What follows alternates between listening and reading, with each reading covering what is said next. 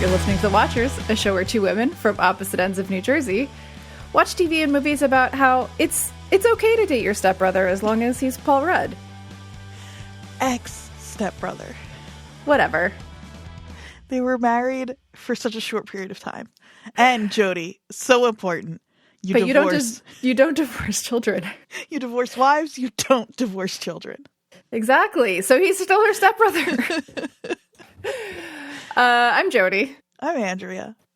And we watched Clueless. We did watch Clueless. Hopefully this isn't going to be the end of our podcast, because I've been informed that if I have anything negative to say about this film, Andrea reserves the right to walk away. All I said was this is a perfect movie, excepting one or two things. That's sort of one of them. I mean, yeah. But they're aware of it. They know it's a problem, too, in a way. Uh-huh. They do. It's still... Okay.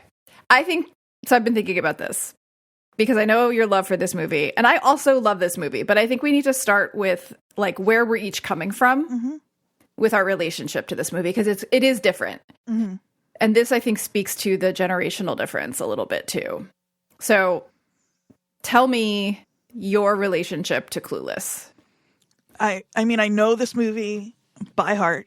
Mm-hmm. I've seen it more than most movies, except maybe Empire Records. Mm-hmm. And maybe that's it. That might be it. I saw it in theaters. I was 9. Uh-huh. And I didn't realize for the first few years of watching this movie that this wasn't a faithful, like, documentary style movie of what teen life was like in Beverly Hills if you were rich. Because it's part, obviously, this movie, it has like elements of parody and satire depending on how you're watching it and what part you're watching and all of that. Yeah. But it's not just that. It also is like, anyway, so my love for this movie is really kind of like genuine and sincere, and the critical lens didn't show up until later. Gotcha. So. That's what I figured. So I said this last week, but like I've always loved this movie. This is not a movie that I saw once, barely remember. Like I've watched this movie multiple times. I had a crush on Paul Rudd when I watched this movie. But I was a Breckenmeyer girl for most of them. No, I loved him too. I love the both of them because neither of them is the stereotypical jock. No, like one is nerdy and smart and one is like a skater kid. Yeah. But I will say I was 19 when this movie came out. Right. And I was full into my grunge era, like photography student, flannel wearing, like. Ty is, if I had, I was 9. If I had a stand-in, it would have been Ty. Oh, for sure. That's why I just took this kind of at face value, because I didn't have a close enough comparison to realize it was not. Do you know what I mean? Yeah, I do. I feel a little bit like when one of us brings in a movie that the other is very attached to. We have to kind of, be careful. Right. But you're saying you're here as a friend to this movie. I am. Able to be a little more critical than I am. Yes, I'm a friend to this movie who watched it for the first time post-high school. Right.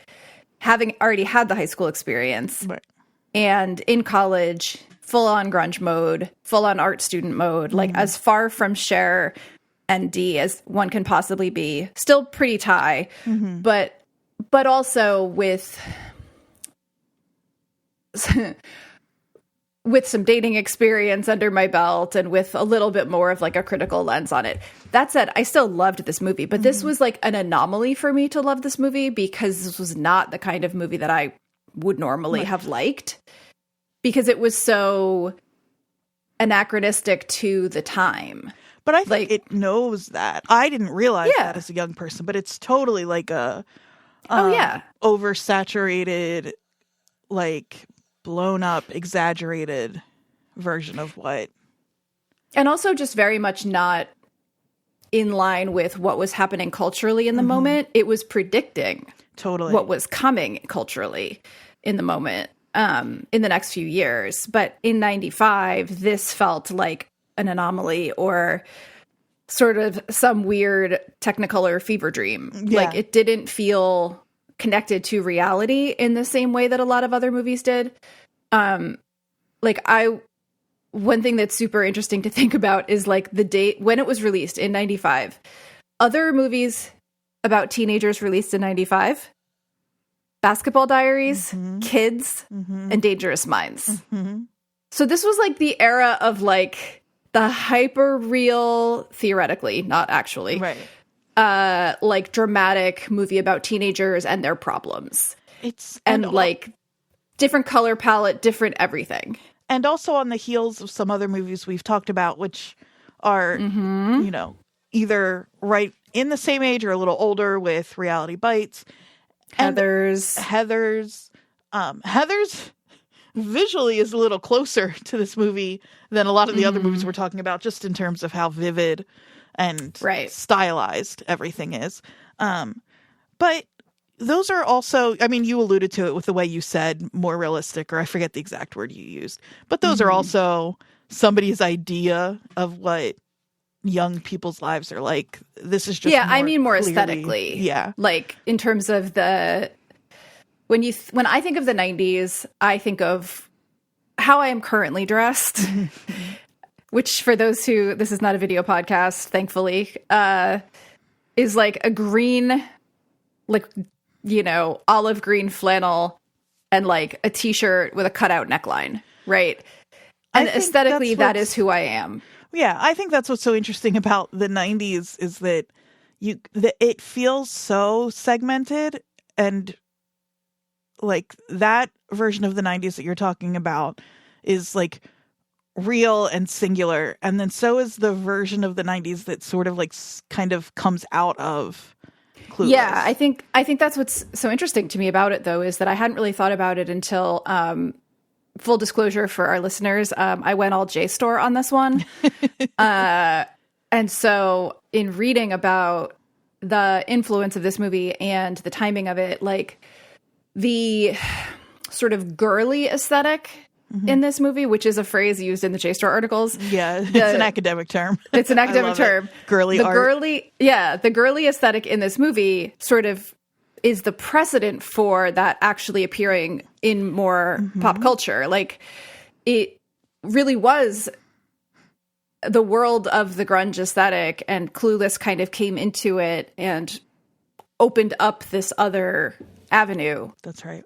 And influenced it. So I feel like well, and it's so interesting to watch this movie thinking about that, because there are moments where like the movie is so aware of it. Like anytime Cher and Dion comment on each other's outfits, where it's like they know they look ridiculous. If this movie thought it was giving an accurate representation of the time, the girls wouldn't be commenting on it, because that's just how people dress. That's just how people in there.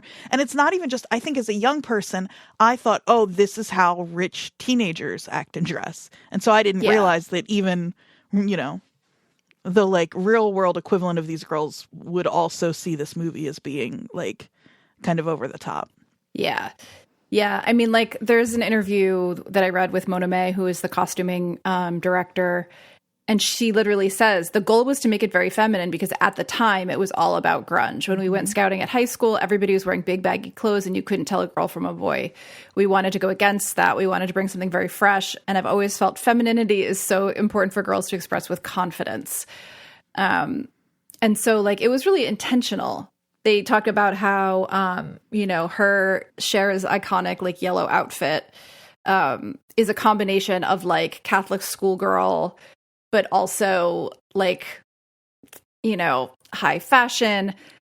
Also, this I only read in one place, but is wild to me.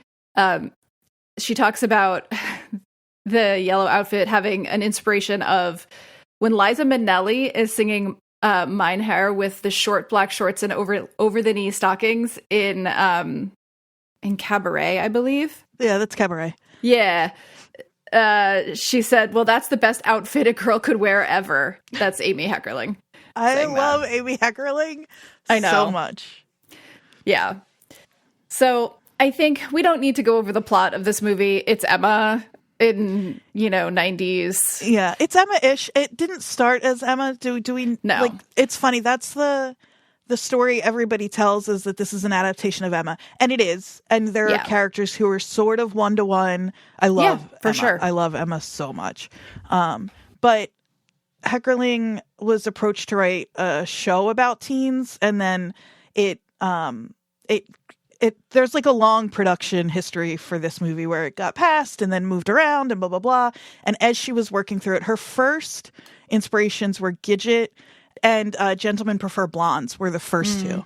And then she was like, I want to write a character who's really positive. And I remembered that I had loved Emma when I was in college. And then she kind of refocused it through Emma.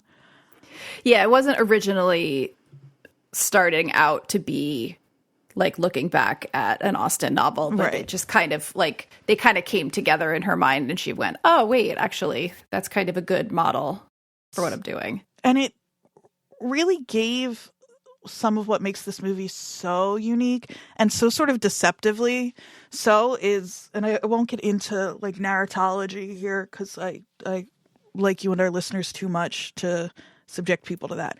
But like Heckerling is kind of known for her VO work. She wrote Look Who's Talking, and then kind of against her will, Look Who's Talking too, which is sort of famous for presenting interiority on the screen through a baby. But like Cher's voiceovers are so smart, and they're so revealing, the way that she will belie what is on screen or what she said versus what's on screen, and how it becomes, even though this movie is so clearly through Cher's eyes, but we always know what's really going on. She's got the rose-colored glasses, just like Emma, and Austen is sort of, she didn't invent the style, but she really kind of put it on the map of literary world. It's called free and direct discourse. It just means where the narrator is sort of speaking. It's instead of saying like Cher thought or Emma thought, it's just putting the words on the page where it sounds like it's the narrator who isn't the main character kind of describing what's happening. But if you look and really like take your time with it, you realize what's actually going on. Point being, Emma is kind of always saying one thing where the scene is revealing something that she's not aware of. And that's what's happening all through Clueless. We know that Christian is gay way before Cher does. And you don't really have the delight of that without a really strong voice writing those voiceovers. It also does something else which kind of like relates to a note that I was not surprised to read about the making of this movie, which is that one of the reasons it was passed around was because various executives thought there were too many women in it, and that it needed more men to be sellable. If you roll your eyes as much as I do at that statement, please look up videos of Amy Heckerling talking about this fact, because her Bronx accent combined with so good. With the concept disdain. of the disdain for the idea that like girl films or women's films don't make money is just the way she says it is perfect. But the point just being that voiceover also sneakily or not so sneakily centers you in the female perspective entirely. You're not looking at Cher. That's right. You're hearing Cher. Well, and she's and even when she's wrong, she's still, you're still in her point of view. That's right. And they're so good at like those. Christian's the best example of it, but those reveals of like where Cher starts, where she's like trying to court him and all. You always see like her face and what she's doing before you get the punchline of it. So you're with her first. And it makes her, and also like I love her. I think I've said that 12 times by now. Maybe I haven't, but she is a little bit of a jackass, and it's, you really need to be with her to really love her, I think.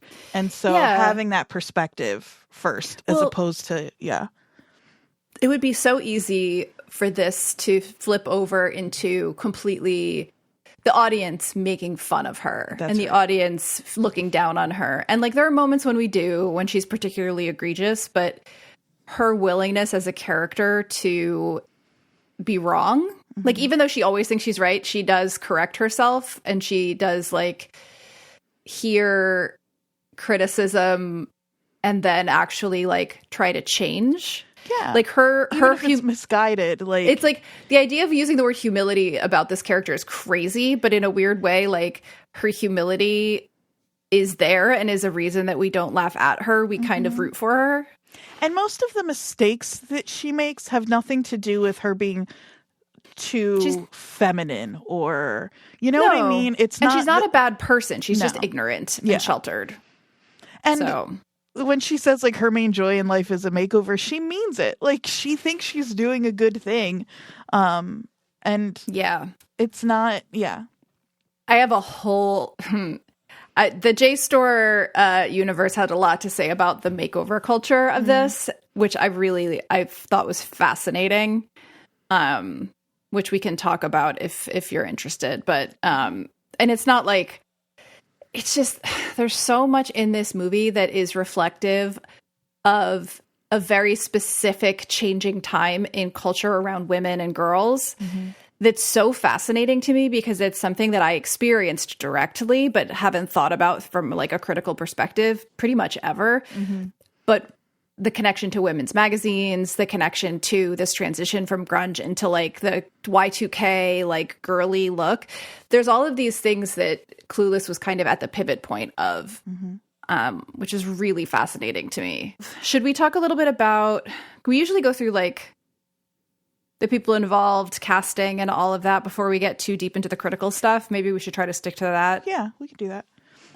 Just because I could jump into talking about makeover culture and like reference JSTOR quotes, but like I feel like that's for the usually later toward the second half. It's usually towards the second half, so people can like turn it off if they don't want the academic part.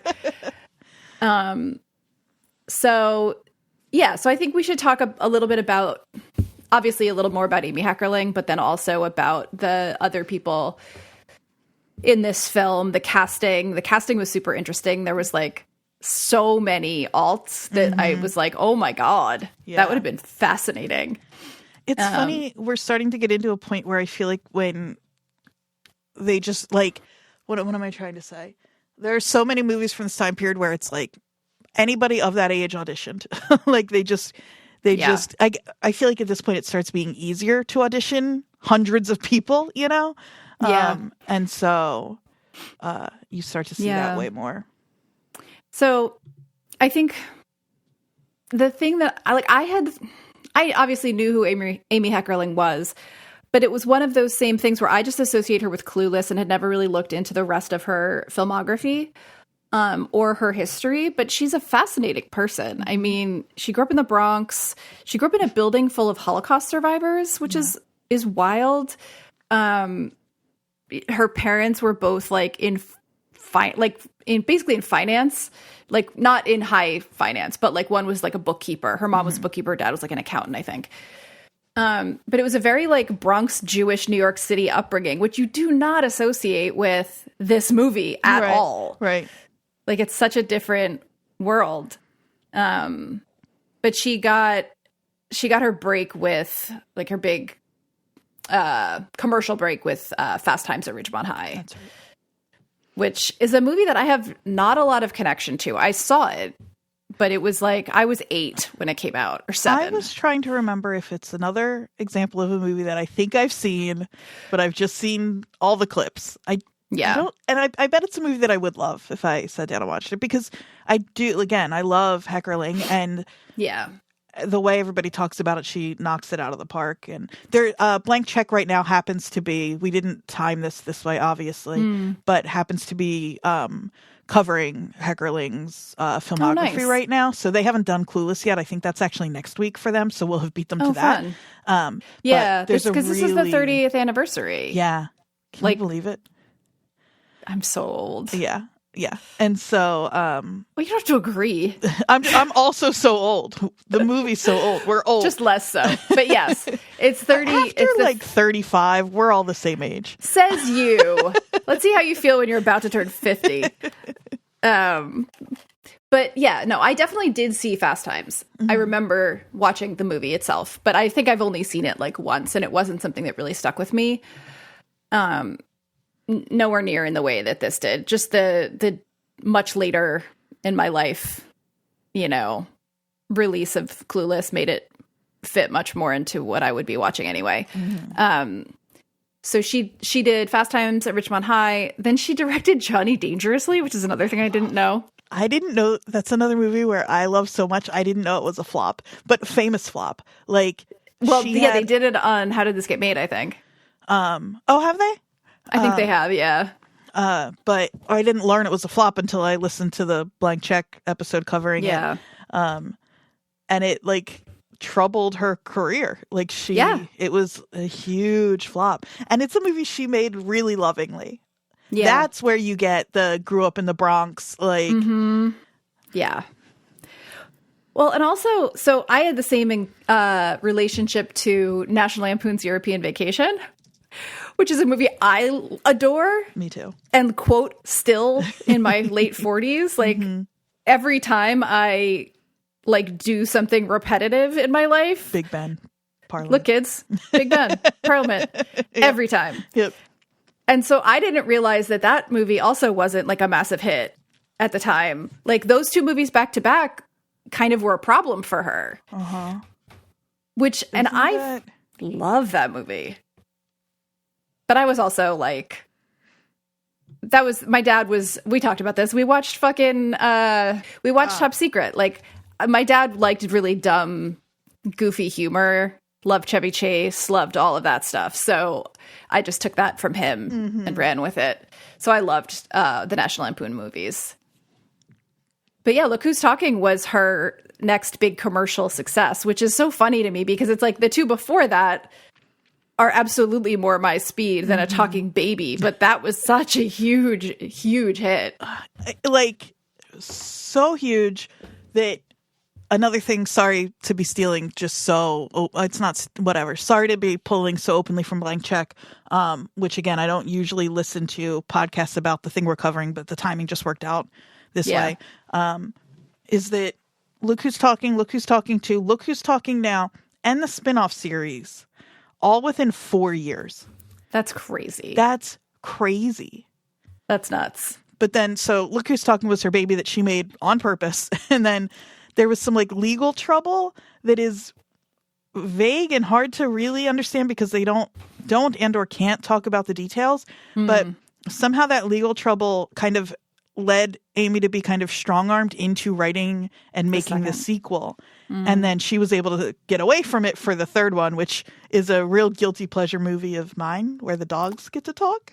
Oh, see, I watched the first one. It was one of those like, I never really continued with that series.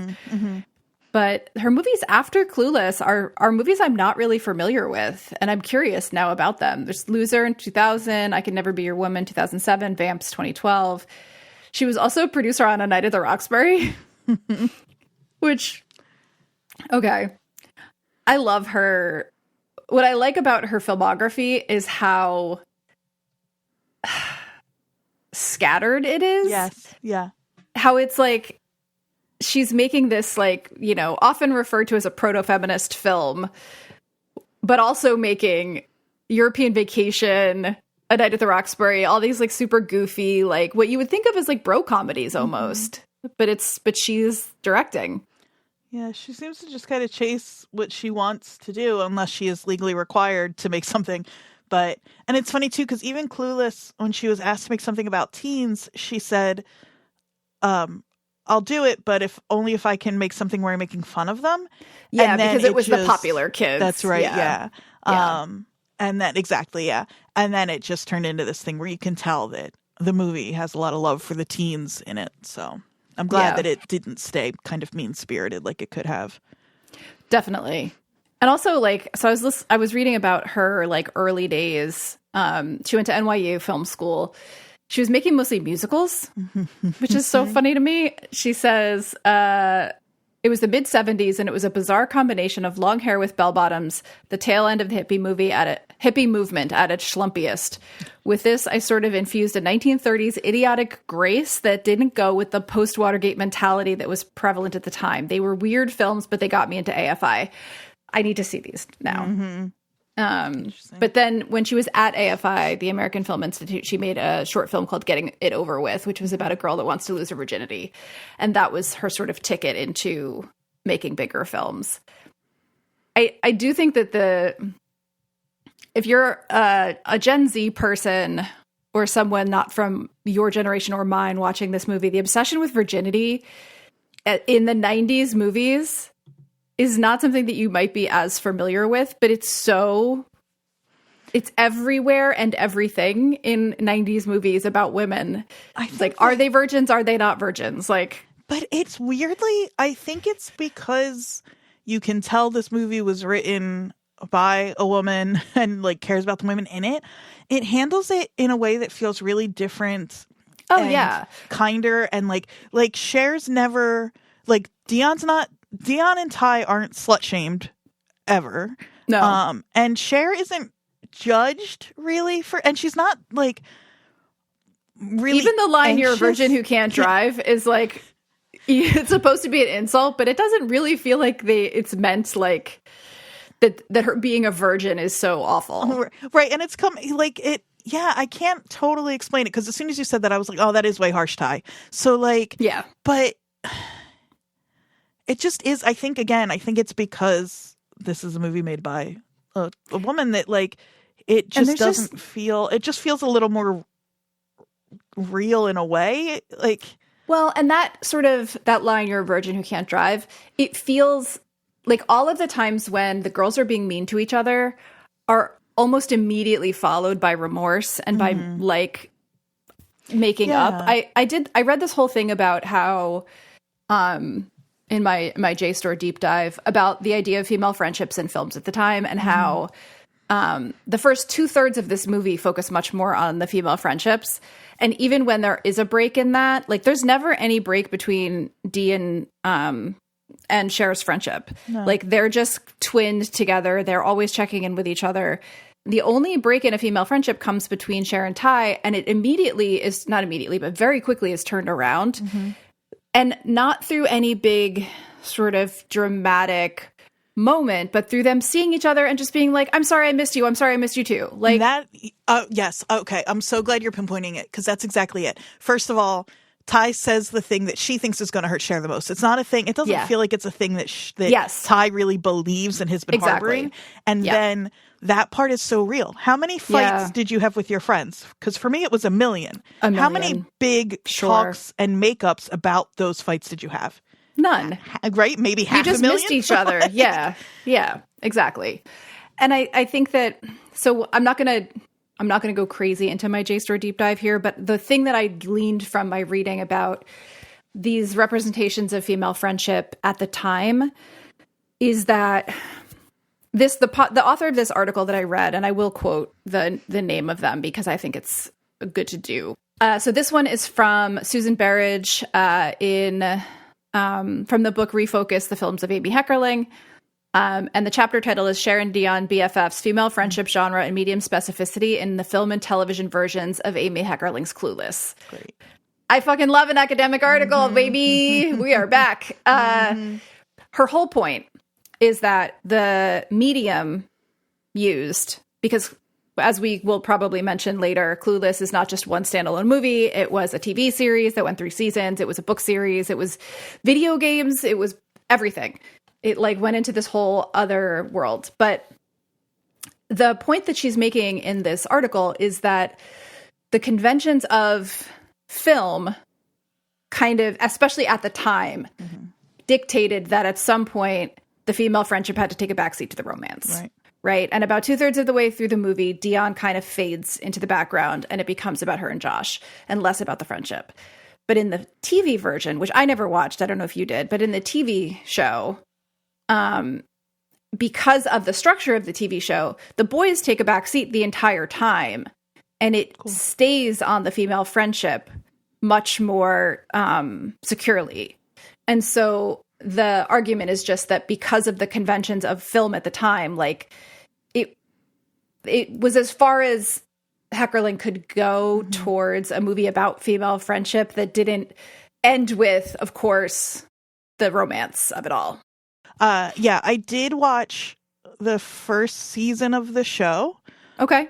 And I was wondering about that. Did not know until yesterday or today that it got 2 more seasons.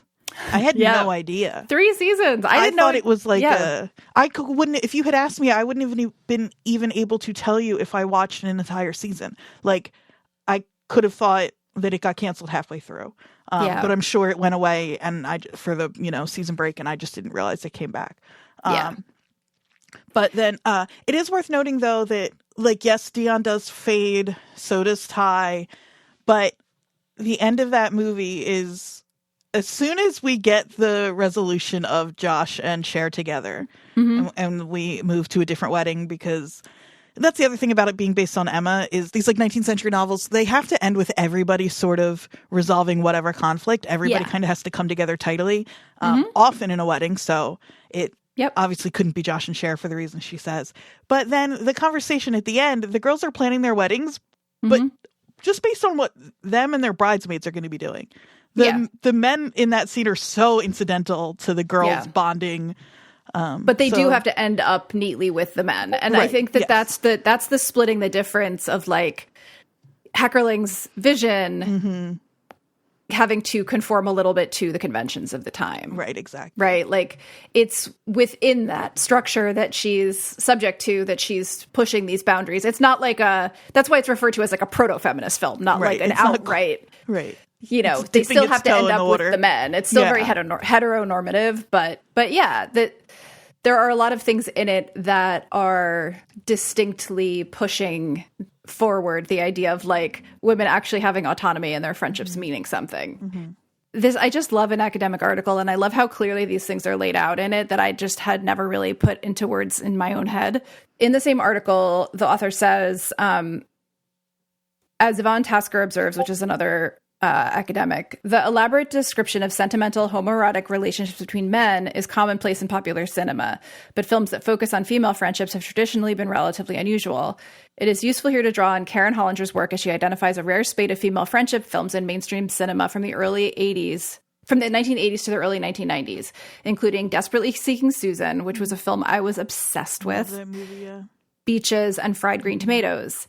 And now this is where I feel about like how we have to kill women to let them be friends first. Is that no? Okay. No.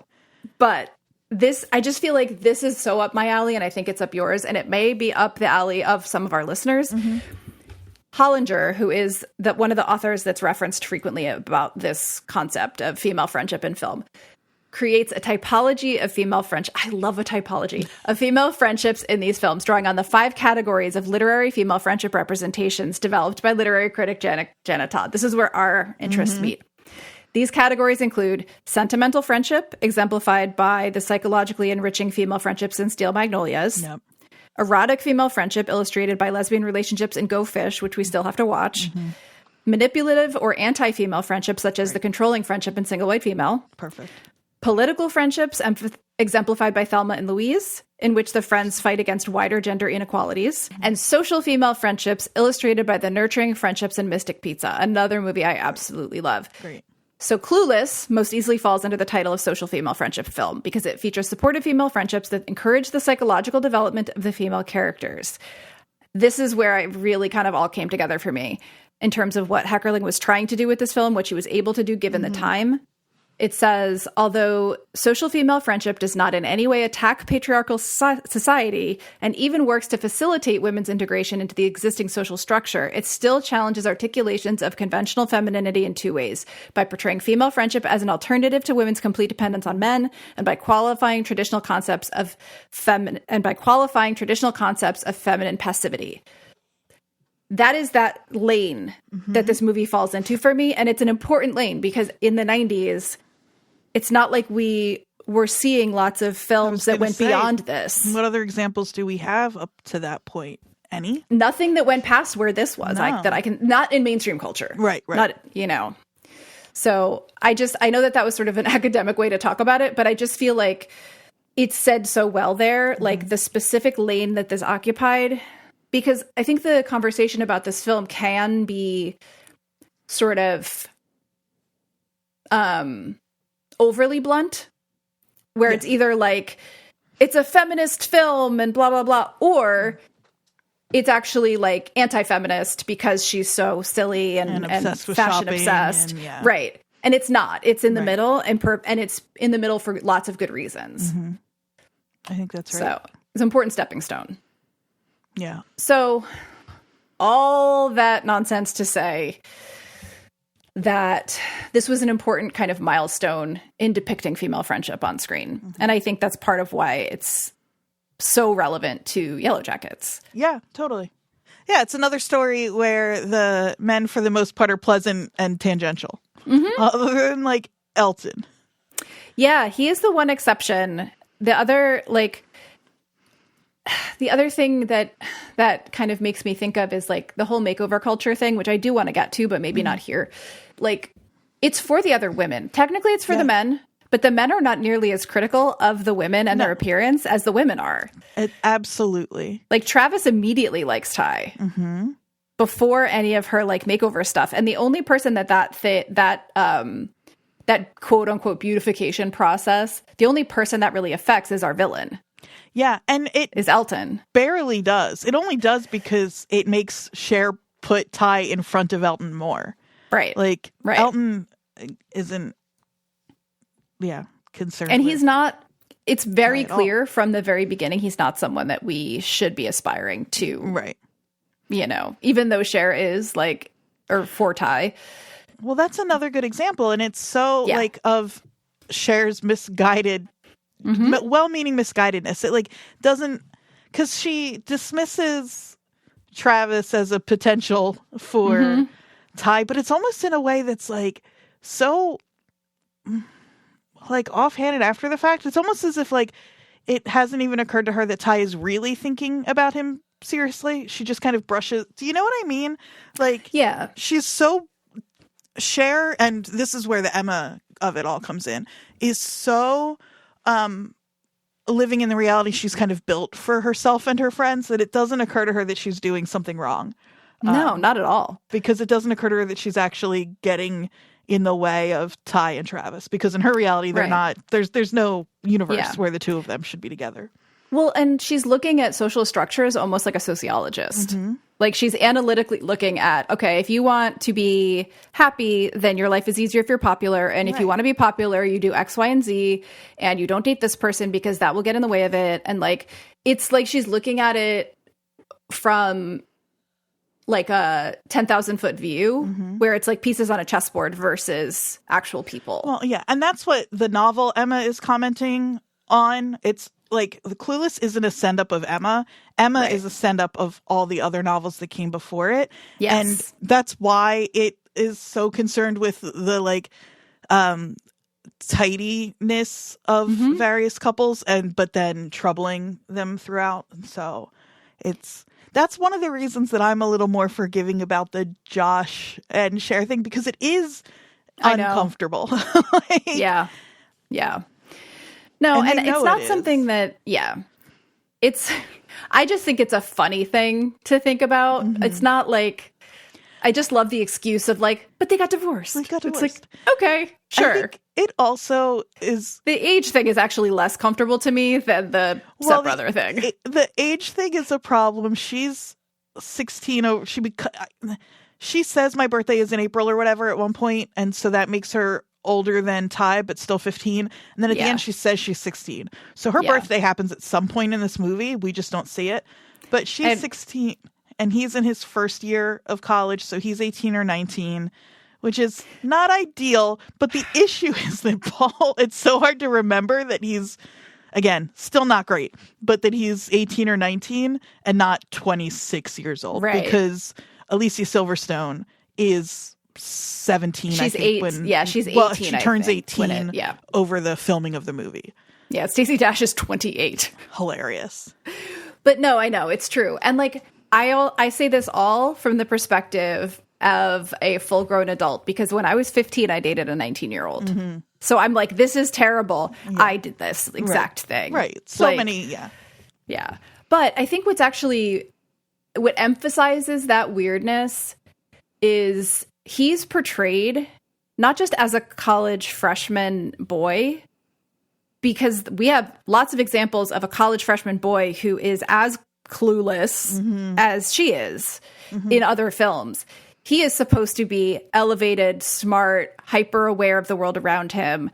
That, to me, is actually more of a reason why it is kind of crazy that he's interested in her, because he's not a stupid freshman boy. He is in a lot of ways, but not in the, like, worldly way. But then the point of that, I think, is that, you know, Cher's presented as being, you know, a ditz with a credit card, but she can kind of, even if she doesn't understand the, like, content, right? She thinks they declared peace in the Middle East, but that she's able to kind of meet him is supposed to, like, kind of, like, put that part of her at odds with, or not even at odds with, is supposed to tell us that it's okay to be thoughtful about fashion and... Yeah, and it's supposed to put her, like, what the movie is trying to do, and it worked for me at the time, and it does a little bit less so now, is it's trying to put them on more of an even playing field by her having these revelations, but then also her bringing the lightness to the relationship, where, like, he's too serious and blah, blah, blah. Well, and, like, as a serious older adult now, I'm kind of like, he's not too serious. Like, there's shit going on in the world, man. She needs to know about it. Well, and that's just my perspective in my 40s. But it's also like, and he should also know that Ren and Stimpy is good. You know what I mean? Of course. She's got her own expertise.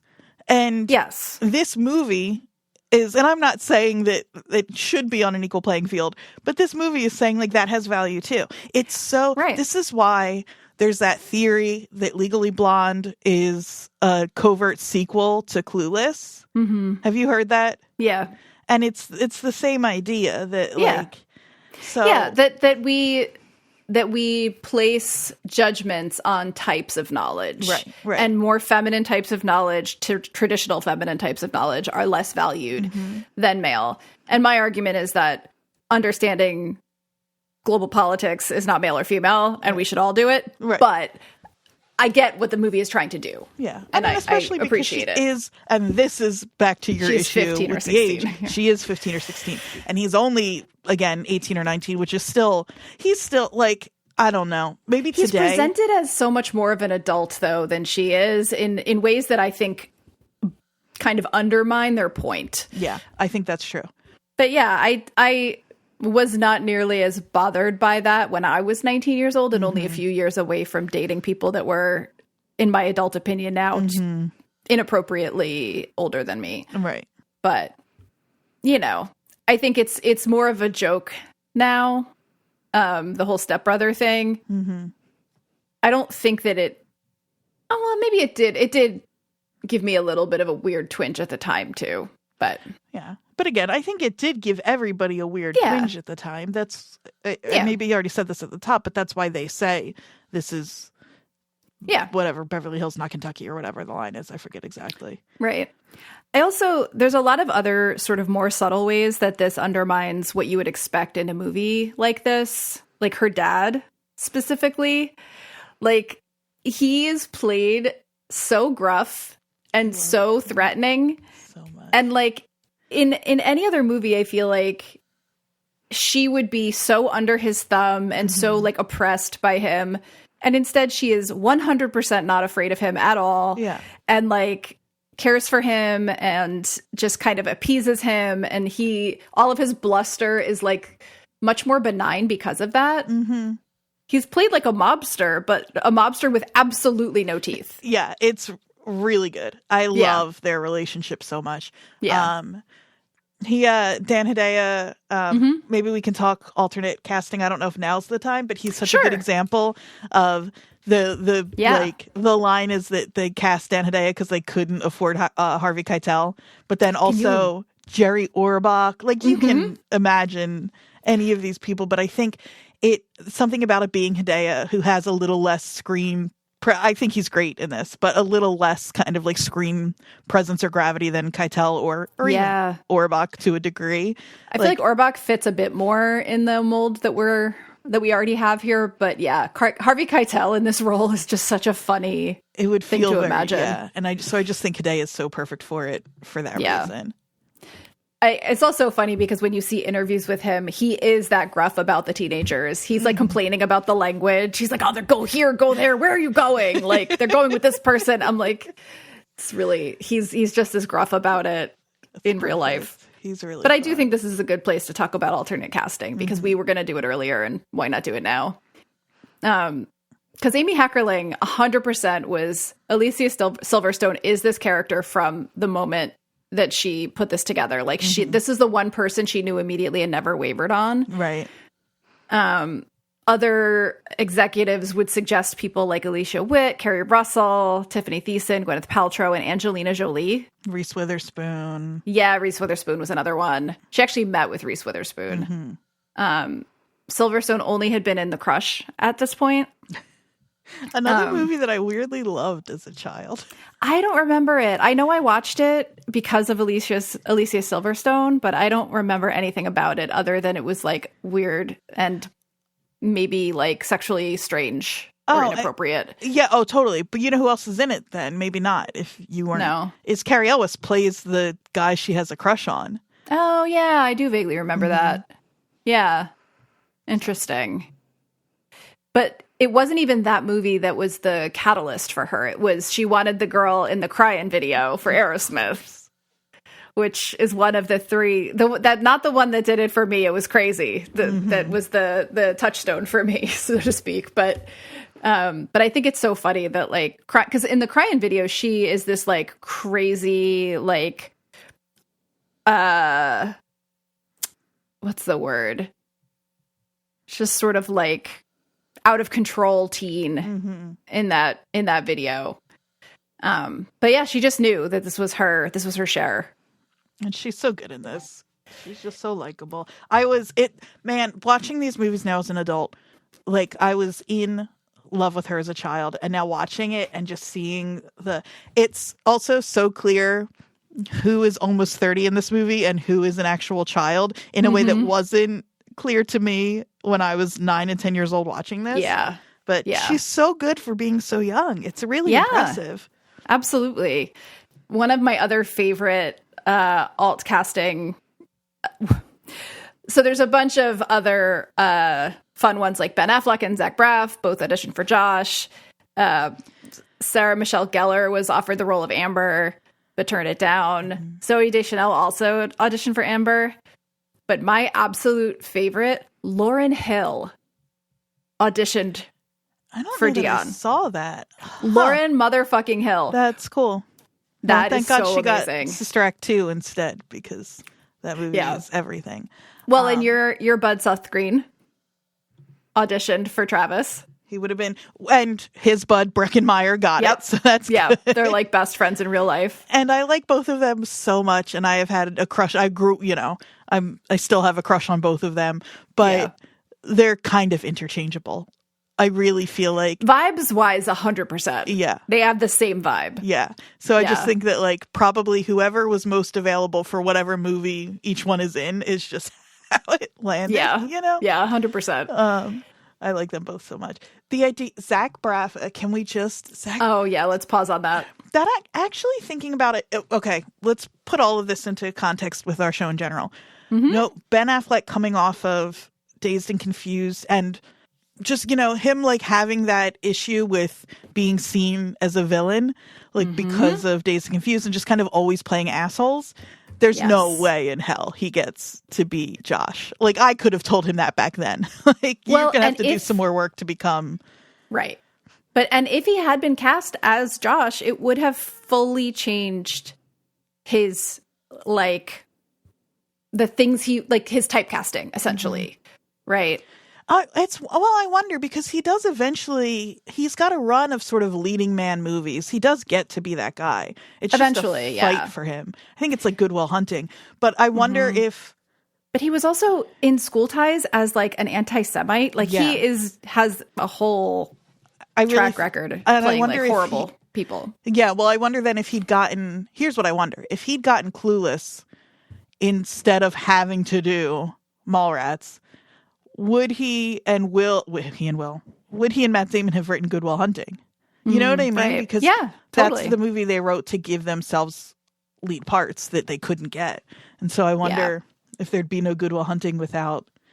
So, and then Zach Braff, he kind of makes more sense. Paul Rudd is too charming and classically handsome, I think, for the character that he's playing. This like little annoying, little too, and like I just think Zach Braff is really interesting to think about for that role. I agree. I do think that, so Amy Heckerling, I don't know if you saw this. She says, when I'm writing, I usually have little pictures of what I imagine the guy looking like. Did you read what the picture in her head was for Josh? No, I don't think so. Adam Horowitz from the Beastie Boys. That's so good. Isn't it so good? Wow. Hey, that's kind of like if you put Paul Rudd and Zach Braff in a blender. Yeah. You kind of get Adam Horowitz. Yeah. And like Paul Rudd was an unknown at the time, basically. Yeah. Like he ended up doing the Halloween movie because he was like not sure if he was going to get Clueless, and so he wasn't a known quantity in the same way that like Ben Affleck would have been. Right. This cast is another one where they just knocked it out of the park, and not just about everybody, but a good handful of these people went on to just continue working. You know who didn't? We haven't even talked about him. Who? Christian. Oh, yeah. I loved Christian. I think thinking about it, he might be the first gay character on screen I can think of who didn't feel, for me, as, who didn't feel like a total caricature to me as a young person. Which is funny because the way he's described by Murray is so offensive. Oh my God. That whole line. Yeah. But yeah, no, you're right. Because I think it's partly how Cher responds. Yes. Because we are in Cher's head, right? Mm-hmm. And so if she finds out he's gay and is like, ugh, well, fuck him, we're going to kind of react the same way. But instead she's like, okay, well, we're friends now. Right. And they also can't portray him as such a stereotype that it's obvious to Cher that he's gay. And so it has to walk the line a little bit to be believable that she would think he's attracted to her. Yeah. But also be clear to us that he is gay. And so it just lets him be a little more realistic. Yeah. A little more. Well, and also like the fact that he's gay isn't his only characteristic. Yeah. He's also an aspiring member of the Rat Pack. So funny. Which is not tied to his sexuality. You're so right. Like Christian would be that way no matter who he was attracted to. I know plenty of straight versions of that guy. Oh, totally. Yeah. And we haven't even mentioned the ska swing revival moment that this was in. I watched this with Kitsy, my housemate listeners, yesterday, who had the same experience with this movie of thinking they had seen it. And then when I realized that they were going to get the Mighty Mighty Bosstones jump scare, it's so funny. It's hilarious. How does that? And then Christian goes to party with the Bosstones. Yeah. It occurred to me last night how funny it is that Christian goes to party with the Mighty Mighty Bosstones. Yep. Why are they hanging out? I don't know. It's hilarious. Oh, it's the Bosstones of it all is like, looking back at it now, again, it's one of those, like, if you weren't there at the time, you don't quite understand why that's what it is. Mm-hmm. But like, I was going to a lot of ska shows in 95. Oh, yeah. And it is how I got into swing dancing because it was during the revival. It was like, oh, horns are fun. Yeah. But we were all going to ska shows in 95, at least in my like world. And that's part of where I think the fashion also came from. Like there's this moment of like the girliness of it was part of the like mass culture was shifting in that direction. But the plaid and the like the Gwen Stefani of it all. Like, Yeah. that's happening in the music side of things as well. Like, you know, there were neo swing bands wearing zoot suits, and like, you know, all of that was also happening in the mid 90s. So funny. The 90s are so funny. Like, they could have put Squirrel Nut Zippers in there. They could have put Big Bad Voodoo Daddy in there. They like, put any whatever of those band bands. they could afford who was Yeah. like, it's so Who would wear suits on stage and have horns. oh man, I love it so much. Yeah. Cool. No, that part of it, to me, it almost was a jump scare for me, because there's certain things, I've seen this movie so many times, that almost have left the movie and become a part of my general pop culture of the mid 90s. Absolutely. Like, I kind of forget that there is a scene with the Boss Tones in here, because it could have been any band from the mid 90s that was in that genre. I was also then going to see. Again, it was such a staple, but Cher's group wouldn't be listening to them necessarily, or maybe it's so Well, hard I'm trying I think to decide. actually, so here's why I think they would be, because this comes from my specific like swing dancing world, but like which everybody was a part of. Totally. No, but this is this is specific, and it will make sense, I think. So in the late 90s, this sort of ska movement in some parts of the country and in some worlds, partly due to the Gap commercial, sparked a revival of swing dancing, right? One of the early hubs of that swing revival was Los Angeles. Right. That's why It was a lot huge. of the like kind of more ska and music with horns comes from there too. Yeah. And the retro That's true. vintage dressing was a huge part of that in LA and not in other places. That's true. And so it actually like I never questioned that at all, because of what I saw immediately after, which was that when I got into the swing revival, it was already happening in LA. They were already dressing that way. It was already a thing. They had been there first. And so it feels like this would be sort of a natural thing happening in Los Angeles at the time. Seems unlikely that Josh and his friends would have access to a cool band, though. So maybe that's actually what feels not quite right to me. Yeah. But it makes total sense that, like, Cher and her friends and Christian would be going to a Boss. I almost said Big Bad Voodoo Daddy, a Boss Tones show. Well, same diff, but yeah. Yeah. Hilarious. And dressing for it. Yeah. You know? Especially Christian. Mm-hmm. Like, I know so many Christians from that time period. So good. It's really good. One last alt casting thing that I thought was wild was Dave Chappelle was considered for Murray, but he was just too like hard-edged, obviously. Yeah. And Terrence Howard. But Donald Faison's perfect. He's perfect. So good. He's absolutely perfect. And he's another one who, like, you know, there's a lot of people that this launched, but like got him in Scrubs, I mean, was after this, and it was changed his whole career. Absolutely. We have to just say hi to our friend Wallace Shawn for a moment. I know he's one of your faves. I love him so he's much. so great in this. He's perfect. He's perfect.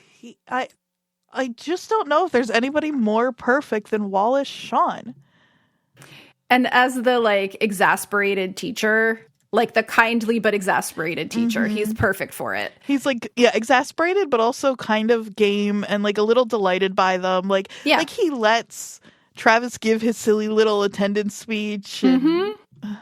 Yeah. He's based on a real debate teacher at Beverly Hills High that Amy knew. Incredible. Yeah. He had also actually been a teacher for a couple of years, Wallace Shawn. And so he kind of drew on that. But I love it. Love that. I I'm love him in scrolling this through. so much. Yeah. I'm scrolling through his credits right now. And Yeah. I started before I started saying that, and I'm still scrolling. He is Oh, he's been in everything. everything. And He's been in everything. Anytime he pops up in something, I get so excited to see him. Yeah. He's a delight. And he's been in more than one or two things, I think, that we've talked about. All I'm thinking of right now is This and Evil, but I know he's been in other things that we've... For sure. Definitely. And then Miss Geist, his counterpart. Oh, yeah. Yeah. Twink Kaplan, perfect name. Such a great name. Well, and she's been in tons of stuff, but most of it Amy Heckerling projects because they're friends, and I think she's like a writing partner of hers, actually. Yeah, she's involved in the back end of it. Yeah.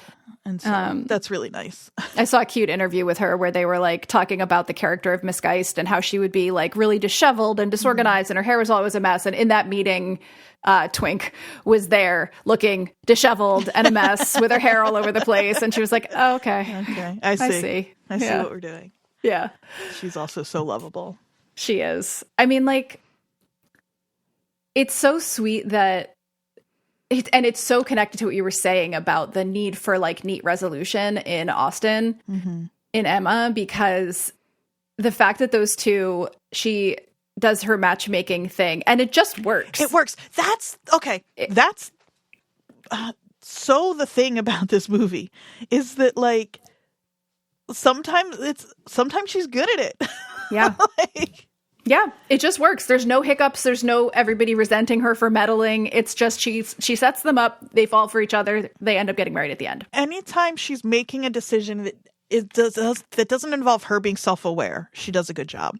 But Elton and Ty don't work because Elton is interested in her and Ty is interested in Travis, and she should be concerned with herself and her crush on her stepbrother. And that's where the conflict is.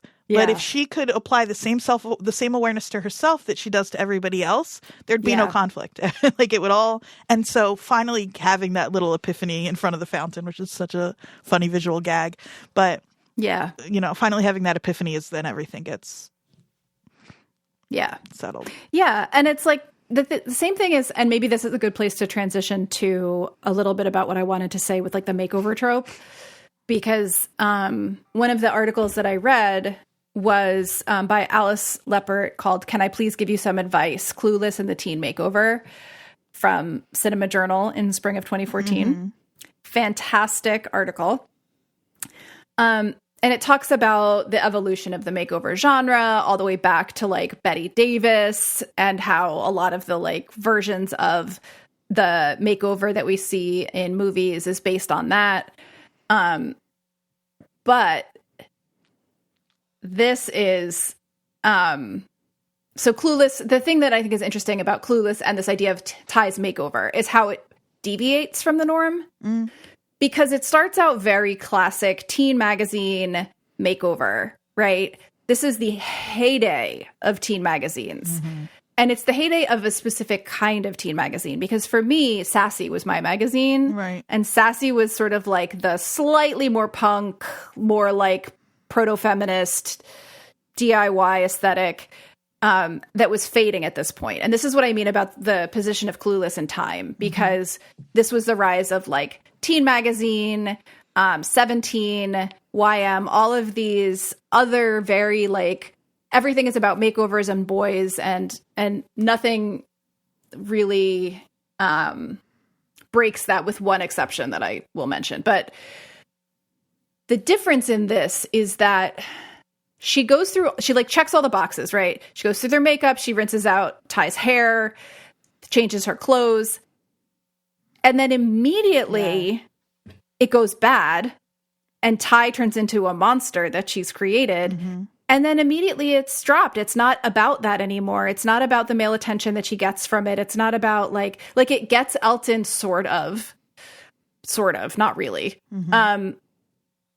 But then it's like, it's immediately about the failure of that. Right. And how it doesn't actually do what it's supposed to do, which is not how it works in all the other movies. Right. Right. Yeah. Yeah. And again, it doesn't get Elton. Emma. Right. Emma. Cher just thinks it does because Cher's watching it through her Cher lens. Yeah. Like Elton I don't think there's ever a moment, even like, I guess maybe the party scene, but I think even that is just him being like wanting to be the hero at the party. I don't think it has anything to do with Ty. And so I think the only way it works is he does acknowledge in his own way that she looks better after. Right. Right. Like, but that's it. Yeah.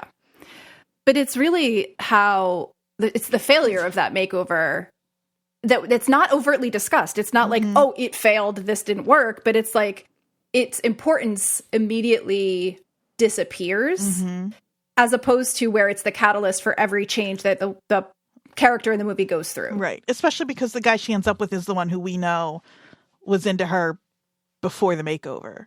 Yeah, exactly. And so instead of her getting the guy, like the Elton character, the makeover only brings bad things, and she goes back to the guy that liked her from the beginning before the makeover. And that's sort of like a different way of using that trope. It even gives her the kind of confidence to be approaching the guys at the mall who then she thinks she's had a near-death experience because of, which is the thing that which is the thing that first starts to put a wedge between her and Cher. Because obviously it's Josh, but there's already tension there because Ty has become the sort of like center of attention. And yeah, and that is something that's such a good point. that we acknowledge about Cher in a weirdly like accepting and loving way, which is that she still wants all of that attention, even though she kind of also knows that that's not what's important. But the tie to sort of teen fashion magazines is not just in the like idea of the makeover and the like tips that she gives for how to get a boy. Like those are obviously directly from those magazines, but it's also the aesthetic, the typefaces, all of that is drawn directly from the teen magazines of the time. Even the like montages feel to me like the collage you would cut out and make from those magazines. Or that they would like have a designer put together to look effortless in a spread. Right. Yep. It's all from this time. Like I actually was reading in the same article, it says like in YM's June-July 95 issue, the feature Makeover Special, Lighten Up, decries one of its subjects' blotchy home hair coloring, which is the first thing to go in Ty's makeover. And all the magazines were promoting these like makeovers where you would put behind you the dark colors and the boyish fashion and the grunge stuff for bright colors and feminine styles. There was this great quote from 17 magazine. And it's basically 17 was promoting some of these trends a year earlier in its September 94 issue, which stressed Mayim Bialik in thigh-high stockings and plaid. But Clueless and the fashion issues of 95 dramatically lightened the color palette and added frilly flourishes like the faux fur and feathers that adorn Cher's costumes. It is 17. A snowboarding-themed fashion feature in 17's November 95 issue asked, ready to bag the oversized boys' stuff? Board Betty's shred the slopes in gear that's fitted, furry, and totally girly. Sweetest in sorbet shades of soft pink, lavender, and baby blue. The photographs feature furry and feathered cuffs on jackets and peeking out of sleeves, and one snowboarder even inexplicably wears an A-line miniskirt. Just as Ty had to ditch her baggy skater-style pants, so snowboarders needed to learn to shred in miniskirts. Perfect. So, like, there's also a dark underside to this, which is, like, the reassertion of femininity as, like, the acceptable way to be female. But it's, like, it's a double-sided coin. Yeah. Do you know where snowboarding was invented? Of course I don't. Why would I know that? Because it was invented in South Jersey. Oh, well, I should have guessed. The snowboard, and then therefore snowboarding as a sport, invented in South Jersey. There are no mountains in South Jersey. Okay, I'm not quite done with the magazine thing. Go for There's it. a couple of little other things. So Cher's like boy getting tips obviously are directly inspired by these magazines. But in the same article, it says, while Cher's tips are clearly intended to be comical, they are in many ways more practical than YM's tips, which is one of the magazines, which include challenge him to a Tetris tournament and log on to the internet and find him in a special interest chat room. How mid-90s is that? Cyberstalk him. Yeah, cyberstalk him, challenge him to a Tetris tournament. That's so funny. Yeah. God. The last thing I want to just quickly say about the magazine of it all, because I had said earlier, like, the teen magazines went from being more like Sassy, more sort of quote-unquote real life, even though obviously very curated, to very bright, poppy, colorful teen magazine 17 YM. The one exception to this is 17 magazine had a Trauma-Rama page where in the middle of all of this bright colors, I know, in the middle of all these bright colors and clothing and how to get a boy and makeup are real life, quote unquote, experiences such as I had a secret deformity, why I starved myself. And literally there was one called I was held hostage by a crazed gunman. Oh my God. And so the idea of this weird little insert of Cher in like North Hollywood at a liquor store getting robbed at gunpoint in the middle of all of this other excess, bright colors, all of that is so reminiscent of flipping through like a 17 magazine, coming across this quote unquote real life story of trauma, but that is completely out of place and therefore less serious in some ways. Totally. Because it's in this context. It's like she is negotiating with a gunman about her dress. Like, well, there's a lot there because it also, for Cher, shows how protected and insulated her experience has been. Yeah. That there's a man with a gun and her first thought is her dress because she's never been in danger in her life. And then also just, exactly what you're saying as well. Yeah. There's a lot there, actually. I know. Like, well, even the color palette is different in that scene. And she's wearing a bright red dress, but it's a very different, like, grittier. Yeah. Well, and it is so separate from the world because even, like, she tries to bring that into her world when Ty's getting all the attention about the teen boys at the mall who teased her too hard. Right. And it just doesn't land with anybody, I think, because, again, it's such a fun experience. Did you read that Paul Rudd was robbed at gunpoint while they were making this movie and his backpack was stolen with the Clueless script in it? I did not read that. So there's that parallel as well. I just love the way they describe the connection. It says, like, the comedic tone of the scene where Cher tries to negotiate with the gunman to save her dress points to the incongruity of these dark, grisly features in teen magazines. Because those articles also would appear much grittier than the rest of the magazine, using white type on a black page, title and subtitle in yellow and red, and text boxes using uneven Courier New font, as though a serial killer had typed them out on an old typewriter. Which is so... I was obsessed with these magazines as a teenager, like everyone else. And I just remember the experience of looking for those, like, real-life, quote-unquote, stories. As you were talking about it, I was like, oh, I can kind of remember that. As soon as you said black page, white font, red and yellow titles, I can even see the, like, picture inserts. It would usually have, like, one picture of the person. Like... Totally. Usually taken on like a disposable camera with a flash, that like specific 90s like cheap camera it was look. Never like a picture where they brought the teen into a studio or something like that. It's one that the teens sent in. I wonder if those stories were real. Probably not all of them. I'm sure that there were people writing those behind the scenes as well. I never thought about that until just now, but yeah.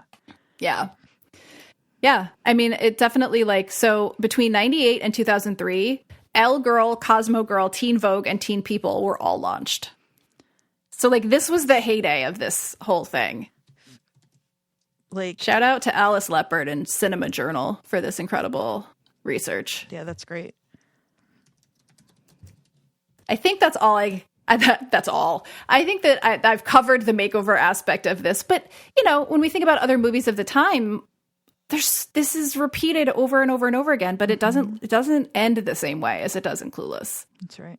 You know, they reference She's All That as like a, you know, pretty common version of it. Pretty Woman. I mean, like, there's all about the makeover making you more acceptable to the male species and the like alpha male, as opposed to here where the end goal, like we were talking about before, is like Travis. It's so Travis funny. Birkenstock, by the way. It's so funny. It's fucking naming. Travis and Josh. And yeah, there really is no... It's like jocks don't even exist in this movie. Yeah. Because the most, like... I'm sure there's some in the background, but is Elton and his group, I guess. But even he's just like not a jock, little guy whose dad has a lot of money. Yeah, exactly. He literally gets to say, "Do you know who my father is?" I know. Also, Jeremy Sisto has popped up in, obviously, most obviously, 6 Feet Under, but he's popped up in a few things for us, too. Definitely. And he always plays someone that makes me mildly uncomfortable. For whatever reason. Yeah. Breckin Meyer is 51. I can't really think about it too much, so... I mean, that's the thing about this movie for me, though, is that, like, even though the characters most of them are in high school, so many of the actors are basically exactly my age. And so watching them age is very difficult for me because it's like watching myself. I know that we need to talk about the soundtrack, but before we do that, there's a couple of other things I think we should hit real quick. One is, and maybe this is sort of for the end, but there were a lot of like sequels and musicals and things that came out of this. But literally like a month ago, there was an announcement that Alicia Silverstone has signed on to an actual Clueless sequel. There's some others that have kind of had false starts and things like that. But in April of this year, there was a report in Variety that said Alicia Silverstone is attached to reprise the role of Cher Horowitz in a Clueless sequel series at Peacock. She'll executive produce in addition to starring. Amy Heckerling and Robert Lawrence also will serve as executive producers. It's interesting that Heckerling's agreeing to do it. Yeah. Because there was another version in like 2020 at Peacock that didn't go forward that was a completely different idea. I don't know if you saw this. It was described as more of a mystery series. People really want to flip genres. Like I know. Like they think that's like a fresh take when they're going to do a remake. And I don't know how I feel about it for Clueless. Well, in this, it was like a mystery where Cher disappeared, and it was focused on Dion trying to find her. This show was described by Deadline Hollywood at the time as, quote, a baby pink and bisexual blue-tinted, tiny sunglasses-wearing, oat milk latte and Adderall-fueled look at what happens when the high school queen bee Cher disappears and her lifelong number 2, Dion, steps into Cher's vacant Air Jordans. Wait, that sounds good. I know. I was so skeptical about this mystery show of Cher going missing until that sentence. That sounds so good. Can we have that too, please? There's so many things in there that I like. I know. Oh my God. Oat milk latte and Adderall fueled look. That's how I made it. Yeah. Called grad school. Hey-o. Yeah. Literally called yesterday. Uh-huh. So anyway, people that were attached to write, Josh Schwartz and Stephanie Savage, for this new version, not that one, are co-creators of Gossip Girl. And also wrote on The OC, Runaways, Heart of Dixie, the Dynasty reboot. So like experience with things in this like loose genre, specifically like Gossip Girl and The OC, kind of feel connected. Yeah, I totally. In addition to that, prior there was like a jukebox musical that was in 2018, 2019. There was the TV show we talked about, the book series, the video game. Which I had and can remember. You had it? Oh my God, did I have it? Oh my God, we have to talk about this because like I never even knew it existed, and I was researching it and realizing like that it's basically like a lost game. Like people really? Yeah, like there were 2 versions. There was one for the Nintendo DS and one for PC. I had the PC version. Yeah, the Nintendo DS one is like apparently just impossible to find. Fascinating. Yeah, but tell me about the game. The game is just a series of mini games. And so one is I think it's a quiz. And depending on how you answer the questions, you get different cut and paste versions of you're building either a Baldwin or a Barney. But the Barney is like, they're like sea creatures. Like they're horrific monsters. What? Yeah. There's one where you're matching outfits. Sure, of course. There's one where you are... Oh my God. So see, these are all the different mini games you can play. Oh my God. And so here's where you get to... Oh my God. It's okay. So mid-90s. Yeah, so for our listeners, it's like clip art level where you just kind of get to scroll through outfits and match them. This is where you get to... So then there's one that's like all of the main characters from the movie. And they're, again, cut and paste. Also, just to go back to what you were saying about the teen magazines, clearly the aesthetic this is, you can even see the little border around them where it looks like their figures were cut out of a magazine. And then each one you get to make over by like changing their hat and their hair and their eyes. And, oh my God. But the one I really, I'll just scroll through on the bottom so you can see the kind of preview for it, Jodie. Yeah. Because it is. All the different hairstyles. Yeah. But then the one I really want you to see is where you get to make yourself a boyfriend. Oh my God. That's in here. Oh, there's like a Mad Libs one that I don't remember being too excited by. Okay. This is the important one. How to spot a hottie. Oh my God. What? Why is it like a... Can you describe... I don't know if I can. I don't know if you can. Okay, wait, I'm going to try. So on the screen right now is a flashing image where it's constantly swapping out different shirts, pants, heads. Some of the heads are human, some of the heads are not human. And now we have this quiz. In class, you can spot a Barney if he, 1, throws paper airplanes, 2, asks to cheat off you, 3, all of the above. I would like to point out that all of the above is not appropriate for a 3-question quiz. All of them. Yeah, all 2. And wow. So, depending on how you answer. God, and the font is that like, that's almost a Ren and Stimpy font.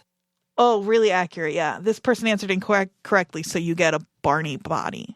A Barney body which has boobs. Oh, and yeah. A trail of hair going from the belly button up, and a tutu, and a very weird head that is human, thankfully. But the language is so funny. In the library, a stellar stud muffin. So we don't have to.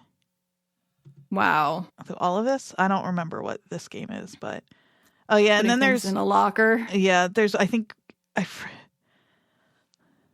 Wow. I forget what this is wild. We have to link to this in the show notes. Absolutely.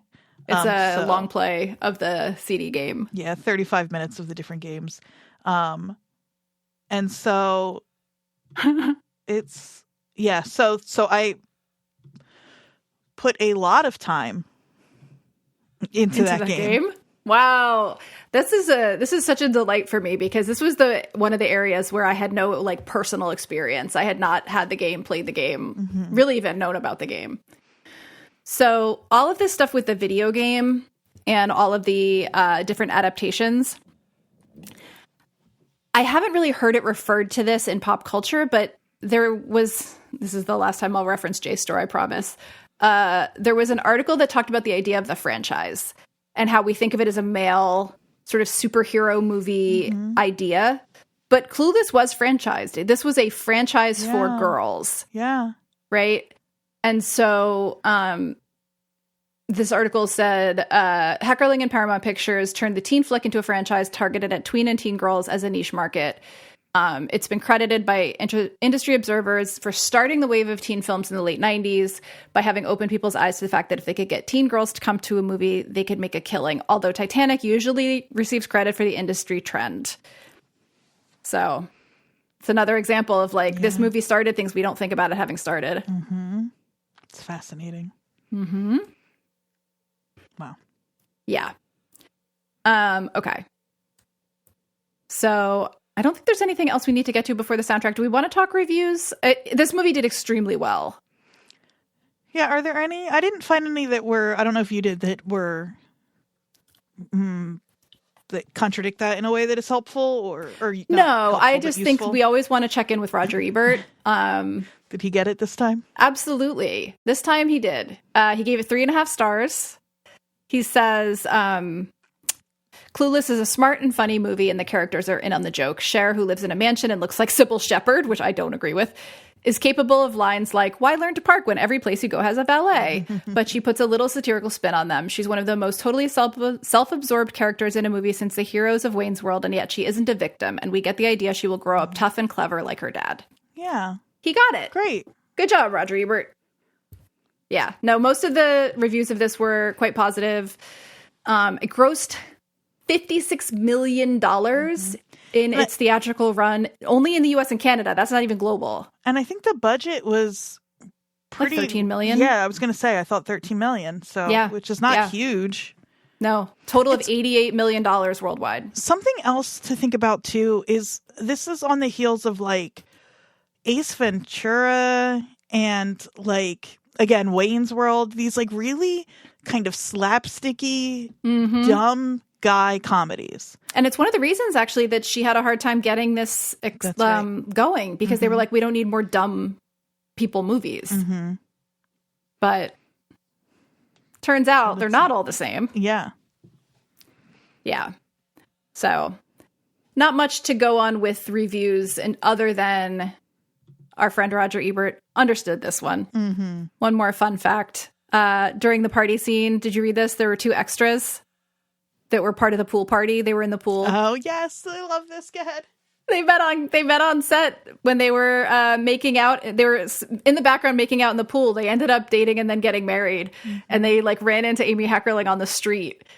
And we're like, hey. And so basically like they let her know that, you know, they ended up staying together and got married. And they were brought together at really like random happenstance. They were like, oh, we should have people making out in this pool. Who wants to do it? They were the two who were like, we'll do it. Okay. And now hopefully they're still married. Who knows? Yeah. I love that. I love that. It's very cool. Okay. Do you want to talk soundtrack? Yeah. First note, the soundtrack's so good. It's so good. It really holds up.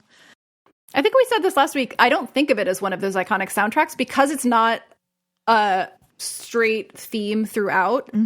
Like it varies a lot, but it's really solid. Yeah. And it's the music supervisor was Karen Rockman, who Reality Bites, Romeo and Juliet, Basketball Diaries, Pulp Fiction, Boogie Nights, like movies movies that are really known for their music. And so what's really interesting to me that I didn't realize is how many of the songs, first of all, one thing that never clicked with me is how many of the songs are covers and how many were like picked for and like created for the movie. So there's an article on Billboard.com from Kenneth Partridge. It's Clueless at 20. So this is 10 years old, revisiting the soundtrack with a classic track by track review. And I'm not going to read a ton from this, but I think a good example is Kids in America, which was a Kim Wilde's hit in like 1980 or 81, but the cover it's a Muffs cover. And they were asked by their label to contribute a song, and they were given a choice of 3 covers to do. And so they didn't already have this. They were given a choice. They picked that one, and it's so good and so perfect for the movie. It's so like bright, and he says bratty bubblegum rage, like they know they're getting away with something, which I think is fun. Shake Some Action is a Flamin' Groovies cover by Cracker. Ghost in You is a Psychedelic Furs cover by Counting Crows. Luscious Jackson. Their song's not a cover, sorry. So there's those. Girls Just Want to Have Fun. Yeah. All the Young Dudes is a cover by World Party, like obviously the Bowie song. And then there's like Radiohead, Fake Plastic Trees, Smoking Popes, Beastie Boys. These are all Cranberries. Originals. Yeah, Mighty Mighty Boss Tones, Coolio, obviously Rolling with My Homies. And then Supergrass, All Right. Is that the first instance? The song is in every teen movie. In my head, it feels like it gets used. It's also in Yellow Jackets. So exactly, that's what I'm trying to figure out. Is it a reference to Clueless, or let's find out. Yeah, the first, at least on What Song, which I trust, it's usually pretty accurate. The first example of it being used in anything is Clueless in 95. And then it's like Daria, On the Edge, How I Met Your Mother, Benchwarmers, Astro Boy, The Men Who Stare at Goats, Frequency, Derry Girls, Doom Patrol, Roswell, For All Mankind, Ted Lasso, Generation 56K, I don't know that. Pam and Tommy, Reboot, Love Struck High, Catherine Called Birdie, I don't know that. Family Switch, The Flash, Beanie Bubble, obviously Yellow Jackets. So like that's crazy. Yeah, this was the first instance of it. And so whether those other shows and movies mean it or not, they're also referencing Clueless because it's such a sun-drenched, happy, montagey song. Yep. And that's why it was chosen for that scene, but it also solidifies that that's how you have to use that song. And that's why it's such a touchstone and such a like it feels like a callback in Yellow Jackets, you know? Yeah. I also love the fact that like her reference for Josh was Adam Horowitz, and there is a Beastie Boys song in it. I also love that I'm looking at the IMDb soundtrack page, and at the very bottom of that page, the last listing is the Mentos theme song, performed by Brittany Murphy, uncredited. She's so cute there. It's so charming.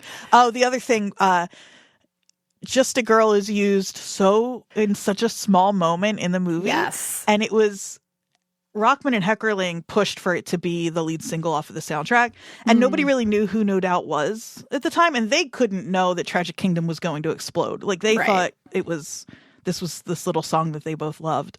But because, like, and here's something too that maybe people, if you're a younger listener or someone, like, movie soundtracks were a huge deal in the 90s. Oh, yeah. Like, a lot of my CD collection was from, the movies of the 90s, Pulp Fiction, Reservoir Dogs, Reality Bites. Exactly. And because of that, it, like, is a big deal what gets released as a single, what makes it on the soundtrack. And Rockman said, maybe, this is from a Flavor Wire article, maybe Gary Gersh, who was the head of Capitol Records, which released the soundtrack, and Rockman had just been hired as a VP of soundtrack. So Rockman says, maybe Gary Gersh wanted to sign No Doubt and didn't get them. They're an Interscope band. But there was a real attitude, like, no, we're not going to release that as a single from the Clueless soundtrack, Rockman says. I was pleading, this is a hit, you have to. It makes so much sense. Capitol was like, no, take it off the soundtrack. And so then the compromise was it can be on the soundtrack. It can be in the movie, but it's not. Like, if you look, like, I have the soundtrack pulled up on the official soundtrack pulled up on my Apple Music. Just a Girl is not on here. Right. Yeah.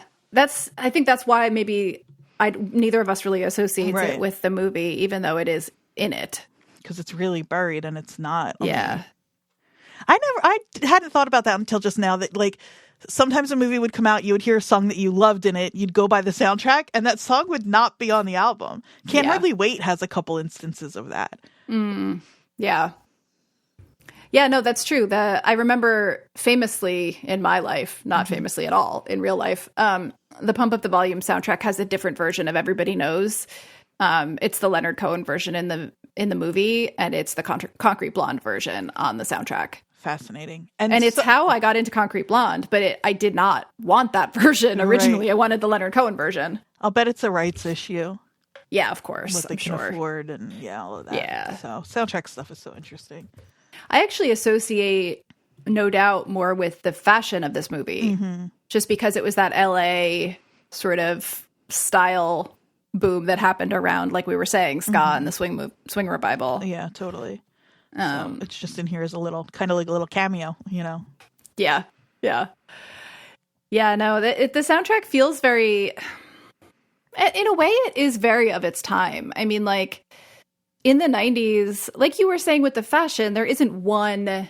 There was the grunge thing, but there was also the ska movement and the swing revival. And then there was, like, a whole, like, new wave. And there's just all of these things in the mix together that end up in this soundtrack.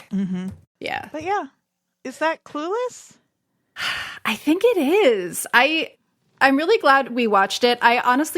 I was worried after I watched it that we weren't going to have enough to talk about, just because it's a movie we've both seen a lot. You've seen it more than I have, but and it feels like it's been talked about quite a bit. But as soon as I got into the JSTOR of it all, I was like, hell yeah, give me all the theories and all the academic studies on, makeovers in film and female friendship movies. I'm so there for it. Yeah.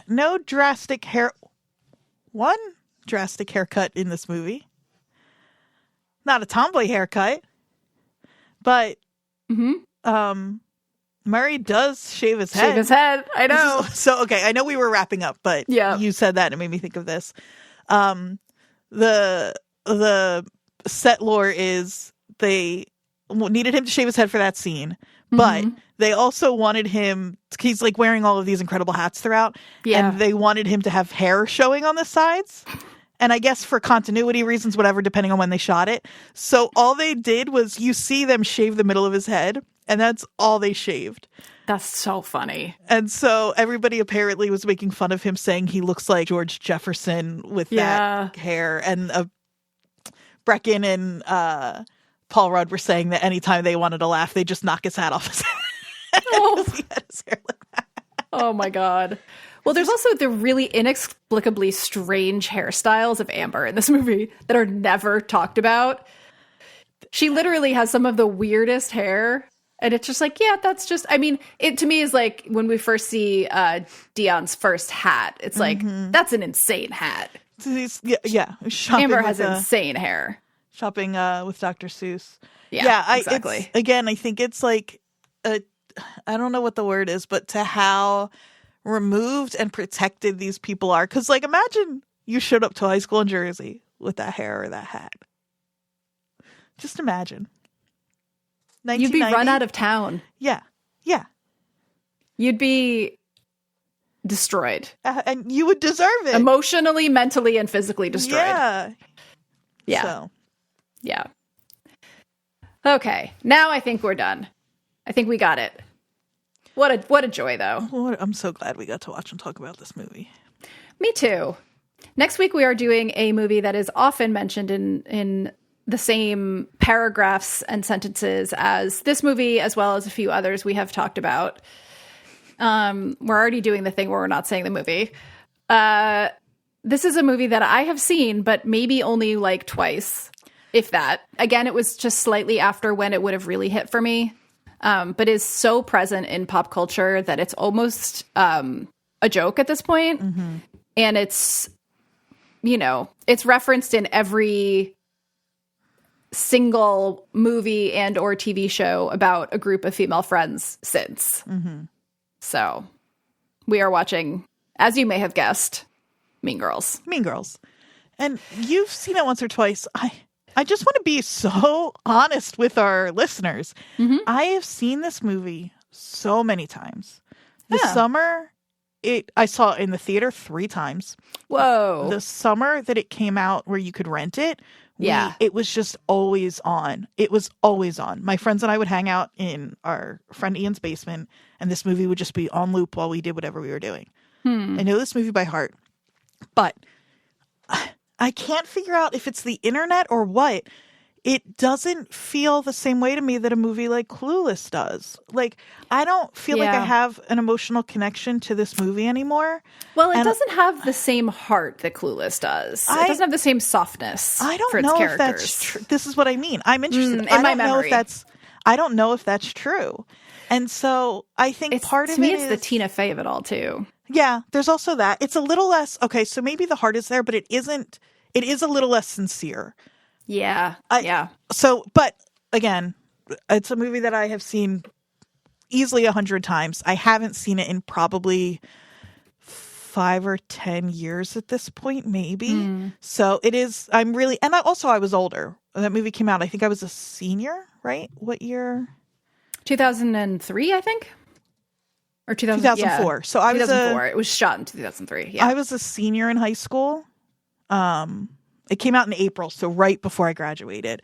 Mm-hmm. And so on the one hand, we'll talk more about it next week. It's right in my demo. But in another, I just think the movies that are a few years older than you, for some reason, because they feel more aspirational, you maybe connect with differently. And this is not that. Well, and on the opposite end of that, movies that are just a couple years younger than you tend to feel much younger because you think you're so beyond it. So 2004, I was working in the city. I was in my late 20s at that point, right? Mid to late 20s. Yeah, exactly. So like I watched it once or twice, I think, because it was just so present in the culture, but I didn't watch it in the theater. I definitely like saw it on TV or something instead, and just watched it because it was like, well, I need to know what this movie's about since everyone else has seen it. Right. Makes me feel insane to know this movie is 21 years old. Jesus.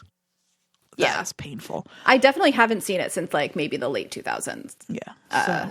Yeah. Yeah, I said 5 or 10 years. It's definitely been at least 10 years now that I remember what year we are in.